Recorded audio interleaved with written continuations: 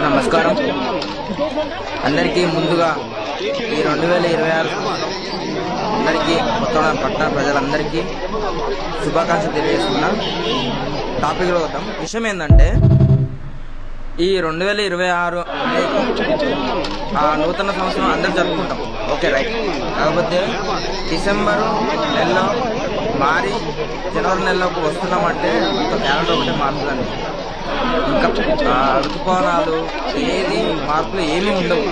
దయచేసి కొంచెం వినిపించుకుంటుంది ఏంటంటే, మీరు కొత్తగూడెం పట్టణ ప్రజలందరూ నా వాళ్ళందరూ కొత్తగూడెం ప్రజలందరూ జాగ్రత్తగా మీరు మీ గమ్యాల చేరాలి. ఎందుకంటే పొద్దున పూట మంచి చాలా ఉంటుంది.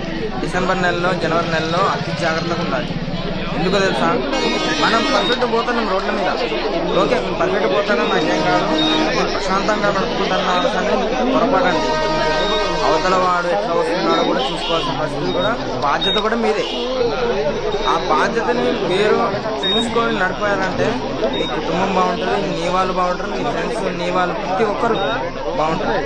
అందుకనేసి ఈ మంచు కాలంలో ఈ డిసెంబర్ ఎలాగో అయిపోయింది, ఈ జనవరి నెలలో చాలా జాగ్రత్తగా ఉండాలి. దయచేసి కోరుకుంటున్నారు. ఎందుకంటే నిన్న జరిగిన ఘటన అందరూ తెలుసు. ఎంత విపరీతమైన సంఘటన జరిగిందో, ఎంత తీవ్ర నష్టం వచ్చిందో ఇది అందరికి తెలిసిన విషయమే. నిన్న KLR కాలేజ్ బస్సు కోల్తపడడం చూశారు.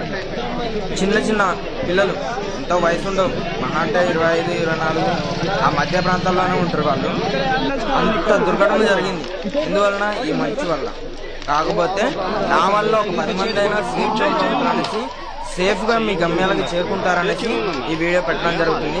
దీంట్లో ఎలాంటి తప్పులు పరిణామాలు కానీ తప్పుగా నేను మాట్లాడతా కానీ నన్ను క్షమించగలరు. నా వంతు కొంతమందికి నేను హెల్ప్ చేసినట్టుగా ఉంటుందనేసి, ఇలాంటి ఘటనలు మళ్ళీ జరగద్దనేసి నేను ఈ వీడియో పెట్టడం జరుగుతుంది. ఓకే, అందరికీ నూతన సంవత్సర శుభాకాంక్షలు. ఇట్లు మీ గుడికాల.